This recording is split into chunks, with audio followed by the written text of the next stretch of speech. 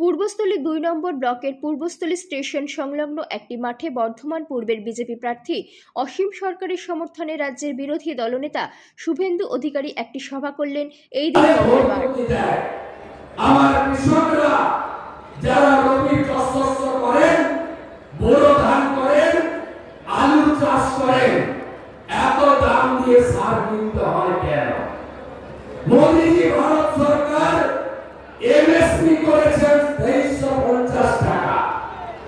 আপনার লোকেরা ধান কেন কিনতে পারে? সরকারি ভাবে এমএসপি কেন পাওয়া যায় না? কেন প্রত্যেক বস্তা ধান থেকে 8 কেজি 10 কেজি করে ধল্লা বাদ দেওয়া হয়? হ্যাঁ কি না বলুন? কেন কৃষকদের সঙ্গে সর্বনাশ করছেন? জ্যেষ্ঠ মন্ডল রাইস মিলের মালিক, এখানেও আছে সুব্রত পাল, এরা মিলে কৃষকদের ফলস অ্যাকাউন্ট খুলে কোটি কোটি টাকা, 600 কোটি টাকা ধান চাষিদের বঞ্চিত করে ভুয়া অ্যাকাউন্টে তুলে দেয় কেন্দ্রীয় সরকারের টাকা। অন্নদাতা ভগবান কৃষক বিজেপিকে আনো। শুনে রাখো, ছত্রিশগড়ে ভোটের আগে ইস্তাহারে অমিত শাহ গিয়ে বলেছিলেন বিজেপি এলে 3100 টাকা কুইন্টাল ধান সরাসরি আমরা কিনব। 3100 টাকা কুইন্টাল ছত্রিশগড়ে তাই হচ্ছে। আপনি জানেন নরেন্দ্র মোদীজি 12 কোটি অন্নদাতা কৃষক তাদেরকে প্রধানমন্ত্রী কিষাণ সম্মান নিধিতে বছরে 6000 টাকা করে দেন। এই রাজ্যে নথিভুক্ত কৃষকের সংখ্যা 71 লক্ষ। রাজ্য সরকার 21 লক্ষ নাম পাঠায়নি। রাজনৈতিক কারণে 50 লক্ষ কৃষকের অ্যাকাউন্টে পশ্চিমবঙ্গে মোদীজি 6000 টাকা করে বছরে পাঠাচ্ছেন। আমরা বলি না যে অসীম সরকারকে ভোট না দিলে আপনার পিএম কিষাণ সম্মান নিধি বন্ধ হয়ে যাবে। আমরা বলি না, কারণ এটা সরকারের টাকা, কারণ পৈতৃক সম্পত্তির টাকা নয়। আর তৃণমূল মায়েদের ভয় দেখাচ্ছে। এখানে একটা মন্ত্রী আছে, এই মন্ত্রীর গুণের শেষ নাই। এতে বলা হয় মিথ্যা শয়তান।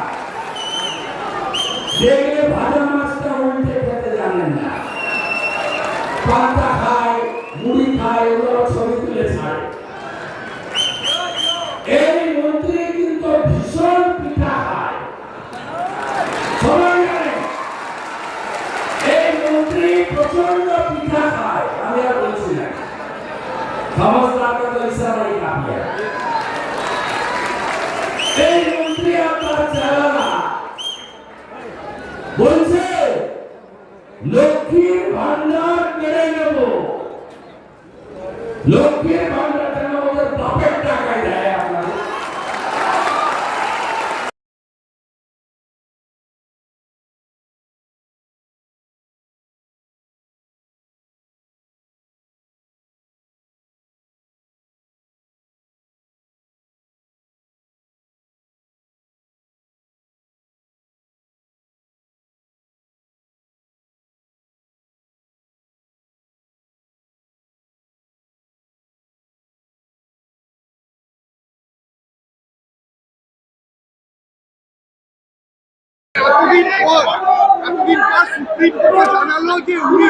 আমি বলেছি ওরা প্রধানমন্ত্রীর জন্য ক্রেডিট গোজ টু প্রধানমন্ত্রী।